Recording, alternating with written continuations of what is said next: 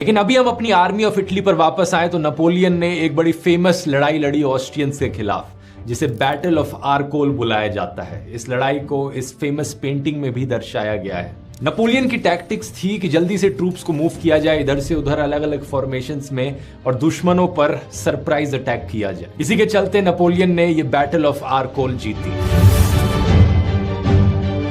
साल 1798 में France plan कर रहा था कि ब्रिटिश आइल्स पर इन्वेजन किया जाए, लेकिन जब नेपोलियन को पेरिस वापस बुलाया गया तो नेपोलियन ने लड़ाई लड़ने से मना कर दिया। नेपोलियन का कहना था कि ब्रिटिश नेवी कुछ ज्यादा ही स्ट्रांग है, अभी कोई फायदा नहीं इन्वेजन करने का। इसकी जगह नेपोलियन ने सजेस्ट किया कि एक मेडिटेरेनियन में कैंपेन करते हैं अपनी, हम साउथ में जाकर इजिप्ट के देश को कैप्चर करते हैं और ब्रिटिश का हम रास्ता रोक देते हैं इंडिया तक का। इसके बाद नेपोलियन का प्लान था कि वो मैसूर के टीपू सुल्तान की मदद करेंगे ब्रिटिश के खिलाफ फाइट करने में। तो अपनी इस मेडिटेरेनियन कैंपेन की शुरुआत करते हैं नेपोलियन 40,000 सोल्जर्स के साथ। कई सारे जहाजों में बिठाकर ये सोल्जर्स रवाना होते हैं टूलोन के शहर से। नेपोलियन अपने साथ सिर्फ सोल्जर्स ही नहीं बल्कि 160 से ज्यादा साइंटिस्ट, स्कॉलर्स और आर्टिस्ट भी लेकर जा रहे थे। इन लोगों का काम था कि जो भी नई चीजें ये नए देशों में जाकर सीखते हैं, जो भी वैल्यूएबल नॉलेज इन्हें मिलती है, उसे इकट्ठा करके रिकॉर्ड किया जाए। नेपोलियन की आर्मी साउथ की तरफ आगे बढ़ती है। सबसे पहले माल्टा के आइलैंड को कैप्चर किया जाता है। उसके बाद ये लैंड करते हैं इजिप्शियन कोस्ट पर अलेक्जेंड्रिया में। यहाँ छिड़ती है बैटल ऑफ अलेक्जेंड्रिया और battle of pyramids. Follow in the footsteps of Alexander the Great and Caesar.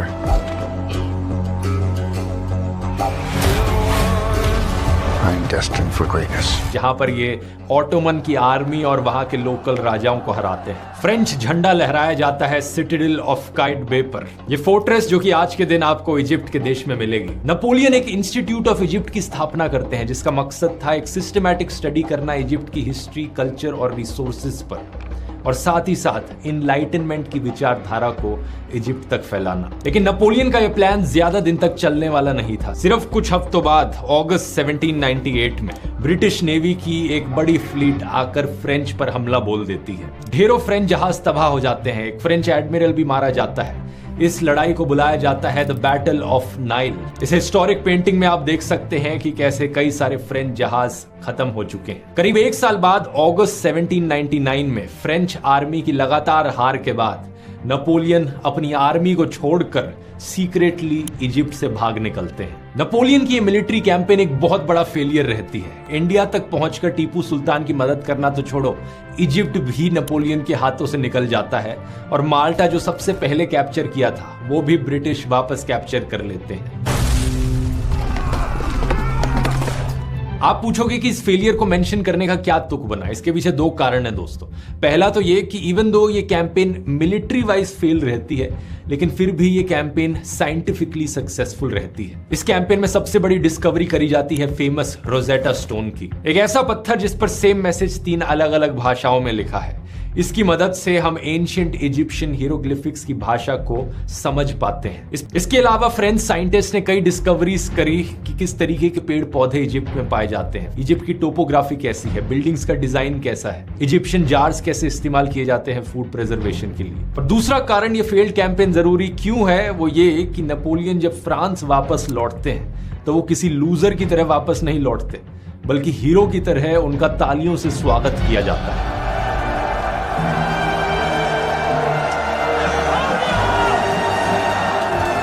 आप सोचोगे यार ये कैसे हो गया, वहां नेपोलियन सारी चीजें हार कर अपनी आर्मी को छोड़कर भाग कर आ रहा है और फिर भी इसे हीरो की तरह देखा जा रहा है। इसके पीछे कारण था दोस्तों नेपोलियन के फेवर में चल रहा प्रोपेगेंडा प्रो मैक्स। कई सालों से अखबारों से लेकर पेंटिंग्स और स्केचेस में, ऑफिशियल बुलेटिन से लेकर गानों और पोएम्स तक फ्रांस में हर जगह नेपोलियन की तारीफ करी जा रही थी। 6 अखबार थे उस जमाने में फ्रांस में। इनमें से कुछ की स्थापना तो नेपोलियन ने खुद करी थी और कुछ अखबारों का कंट्रोल टेक ओवर कर लिया था नेपोलियन ने। इन अखबारों में खबरें छपती थी अलग अलग लड़ाइयों की, और इन खबरों में जो कहानियां होती थी वो नेपोलियन ने खुद बोली होती थी। नेपोलियन खुद को ऐसा दिखाते थे कि ये बड़े ही नॉलेजेबल इंसान हो। ढेरों पॉजिटिव पेंटिंग्स और स्केचेस का इस्तेमाल किया जाता था इनकी हीरोइक बैटल्स दर्शाने के लिए। जब इन्होंने अपनी मेडिटेरेनियन कैंपेन के लिए साइंटिस्ट को चूज किया था तो अखबार ने 7 पन्ने भर दिए थे, एक मिनट बाय मिनट डिटेल लिखते हुए उस मीटिंग की। जो सोल्जर्स को ये भाषण दिया करते थे, सारे के सारे अखबार में छपते थे। इसके अलावा नेपोलियन की बचपन की कहानियां भी अखबारों में छपती थी, जो एक्चुअली में हुई भी नहीं थी। इमेजिनरी कहानियां बनाई जाती थी कि नेपोलियन बचपन में ऐसे थे, नेपोलियन ने बचपन में ये महान काम किया था। यहाँ एक और बड़ी दिलचस्प कहानी है नेपोलियन के प्यार जोसेफिन की भी। इस रोमांटिक रिलेशनशिप को फिल्म में बहुत गहराई से दर्शाया गया है। डायरेक्टर रिडली स्कॉट का कहना है कि नेपोलियन ने पूरी दुनिया को कॉन्कर किया जोसेफिन के प्यार को जीतने के लिए, लेकिन जब वो उन्हें नहीं जीत पाए तो उन्होंने पूरी दुनिया को कॉन्कर किया उन्हें डिस्ट्रॉय करने के लिए, और इसी प्रोसेस में खुद को भी डिस्ट्रॉय कर दिया। इस कहानी की ज्यादा बात मैं वीडियो में करूंगा नहीं, ये आप मूवी देखकर समझ लेना। लेकिन अपने प्रोपेगेंडा के इशू पर वापस आए तो इन प्रोपेगेंडा पेंटिंग्स को देखो। एक ये पेंटिंग जिसे नेपोलियन ने खुद कमीशन किया था, इसमें दिखा रखा है कि नेपोलियन अपनी मेडिटेरेनियन कैंपेन पर निकल रहे हैं। कैसे जब ये जाफा पहुंचते हैं तो वहां पर कुछ बीमार लोगों की मदद कर रहे हैं। इस पेंटिंग में ऑलमोस्ट इन्हें जीसस क्राइस्ट की तरह दिखा रखा है। एक और एग्जांपल के तौर पे इस पेंटिंग को देखो जिसमें बैटल ऑफ मरेंगो दिखाई है, जो फ्रेंच आर्मी ने ऑस्ट्रियंस के खिलाफ लड़ी थी 1800 में। इस पेंटिंग में नेपोलियन को दिखा रखा है कि वो घोड़े पर बैठकर आल्प्स की पहाड़ियां क्रॉस कर रहे हैं। नोट करने वाली चीज ये है कि अलेक्जेंडर के स्कल्पचर से ये पेंटिंग कितनी इंस्पायर्ड है। और ये भी एक प्रोपेगेंडा पेंटिंग क्यों है? क्योंकि नेपोलियन ने इस तरीके से पहाड़ी को क्रॉस नहीं किया था। साल 1850 में बनाई गई इस पेंटिंग को देखिए, इस तरीके से उन्होंने पहाड़ी को क्रॉस किया था, एक खच्चर पर बैठकर, और सामने कोई किसान उन्हें रास्ता दिखा रहा था। लेकिन प्रोपेगेंडा पेंटिंग में क्या दिखाया है? वाह, इस तरीके से हीरो की तरह घोड़े पर बैठे हैं और पहाड़ी के ऊपर से कूद रहे हो मानो। ये सारा प्रोपेगेंडा किया जा रहा था नेपोलियन का असली मकसद पूरा करने के लिए, नेपोलियन का फाइनल एम्बिशन, सत्ता हासिल करना।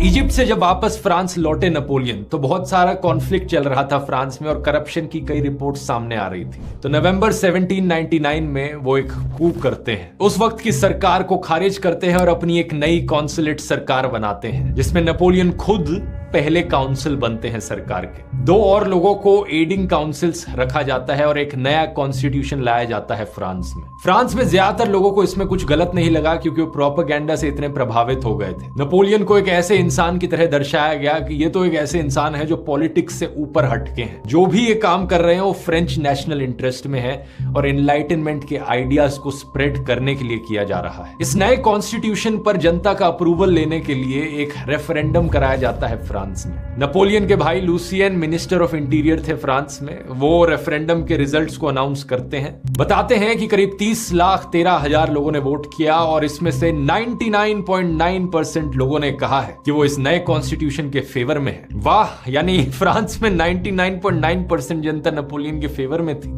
क्या ये बात सच है? बिल्कुल भी नहीं। असलियत में 15 लाख के करीब वोट्स ही डले थे नेपोलियन के फेवर में। फ्रेंच हिस्टोरियन क्लाउड लॉन्गलॉइस ने कई सदियों बाद 1972 में जाकर एविडेंस प्रेजेंट किया कि ये जो रेफरेंडम हुआ था असलियत में इसके रिजल्ट्स पूरे फ्रॉड थे। 50% से थोड़े से ज्यादा लोगों ने एक्चुअली में नेपोलियन के फेवर में वोट किया था। अच्छा, 2 साल बाद साल 1802 में एक और रेफरेंडम कराया जाता है। इस बारी नेपोलियन जनता से पूछते हैं कि क्या नेपोलियन को काउंसिल फॉर लाइफ बन जाना चाहिए, और एक बार फिर से जनता की तरफ से रिजल्ट आता है। 99.7% फ्रेंच लोग इसके फेवर में हैं कि नेपोलियन हमेशा फॉर लाइफ सत्ता में बैठे रहे। अच्छा, 2 फ्रॉड रेफरेंडम्स के बाद भी नेपोलियन संतुष्ट नहीं हुए। साल 1804 में एक तीसरा रेफरेंडम कराया जाता है, ये पूछने के लिए जनता से कि क्या नेपोलियन को फ्रांस का महाराजा बन जाना चाहिए, और रेफरेंडम का रिजल्ट आता है 99.9% लोगों ने कहा है कि हाँ नेपोलियन भाई, आपको फ्रांस का महाराजा बन जाना चाहिए। तो नेपोलियन कहते हैं, देखो मुझे तो वैसे कोई पावर की भूख इतनी है नहीं, लेकिन आप लोग कह रहे हो तो चलो मैं बन जाता हूं महाराजा। मजाक कर रहा हूं, एक्चुअली में ऐसा हुआ नहीं था। एक्चुअली में नेपोलियन उन लोगों में से नहीं थे जो अपनी सत्ता की भूख को छुपा कर रखते थे। नेपोलियन बड़ा खुल के कहते थे कि इन्हें सत्ता से प्यार है। पावर इज माई मिस्ट्रेस, इनकी फेमस लाइनें हैं। मैंने इसे पाने के लिए इतनी मेहनत करी है और मैं किसी भी हालत में इसे अपने से दूर नहीं जाने दूंगा।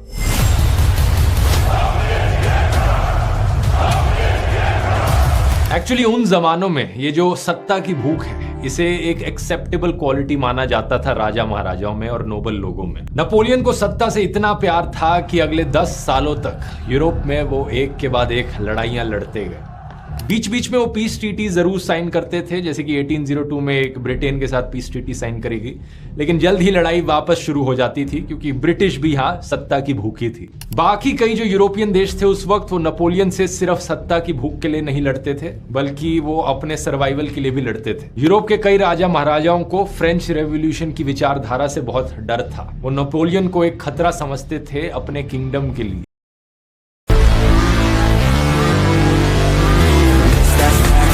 I never miss, that's fact. Taking big swings, put your hand to the bat. Put me in the ring, we'll go out in a bag. 'Cause I sing what I mean and I bring it to the mad light.